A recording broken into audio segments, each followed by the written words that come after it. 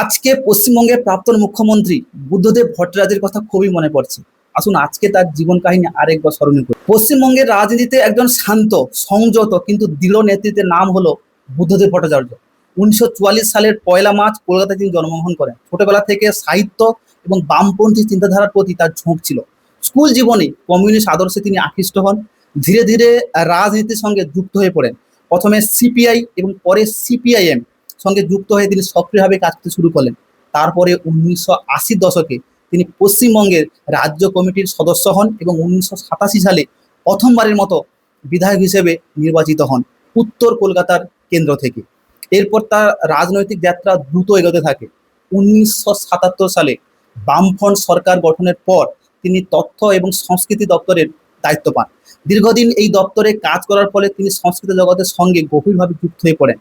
তারপরে 1996 থেকে 1999 সাল পর্যন্ত তিনি স্বরাষ্ট্র দপ্তরের দায়িত্বেও ছিলেন। 2000 সালের 6 নভেম্বর জ্যোতি বসুর পর তিনি পশ্চিমবঙ্গের মুখ্যমন্ত্রী হিসেবে দায়িত্বভার গ্রহণ করেন। মুখ্যমন্ত্রী হিসেবে তিনি রাজ্যের শিল্পায়নকে নতুনভাবে গড়ে তোলার চেষ্টা করেন। 2003 সালে তার সরকার নতুন আইটি নীতি ঘোষণা করেন। 2001 থেকে 2006 সালের মধ্যে প্রায় 70 থেকে 75টি আইটি প্রকল্প রাজ্যে চালু হয়। তার আমলেই সল্টলেক সেক্টর 5 আইটি হাব হিসেবে দ্রুত বিকশিত হয়। দেশ বিদেশের বিনিয়োগ টানার জন্য তিনি বিশেষ উদ্যোগ নেন।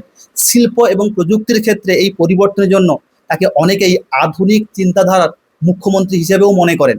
এমনকি আইটি শিল্পের বিশিষ্ট ব্যক্তিত্ব অজিম প্রেমজিও তার এই উদ্যোগ খুব প্রশংসা করেছিলেন। তবে তার শাসনকাল পুরোপুরিভাবে বিতর্কমুক্ত ছিল না।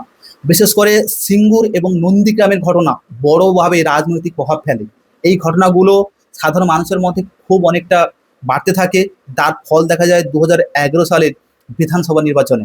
সেই নির্বাচনে সিপিআইএম নেতৃত্বাধীন বামফ্রন্ট 294 আসনের মধ্যে মাত্র 62টি আসন পায় এবং 34 বছরের শাসন অবসান ঘটে। এরপর ক্ষমতায় আসে তৃণমূল কংগ্রেস। দেখুন, রাজনীতির পাশাপাশি বুদ্ধদেব ভট্টাচার্য একজন গভীর সাহিত্যপ্রেমী মানুষ ছিলেন। তিনি কবিতা লিখতেন, গল্প লিখতেন এবং অনুবাদের কাজও করতেন। পাবলো নেহরুদা এবং গ্যাব্রিয়েল গার্সিয়া মার্কেসের মতো বিখ্যাত লেখকদের রচনা তিনি বাংলাতে অনুবাদ করেন। তার লেখনীতে একদিকে ছিল রাজনীতি, তেমনি ছিল মানবিক অনুভূতির এক গভীর টাচ। সরল জীবনযাত্রা ছিল তার অন্যতম বৈশিষ্ট্য। মুখ্যমন্ত্রী হয়েও তিনি সাধারণভাবে জীবন কাটাতেন, যা তাকে অন্যদের থেকে সম্পূর্ণভাবে আলাদা করে তুলেছিল। 2024 সালে তিনি প্রয়াত হন, কিন্তু তার রাজনৈতিক দৃষ্টিভঙ্গি, শিল্পায়নের চেষ্টা এবং সাহিত্যিক অবদান আজও পশ্চিমবঙ্গের ইতিহাসে বিশেষভাবে স্মরণীয় হয়ে রয়েছে।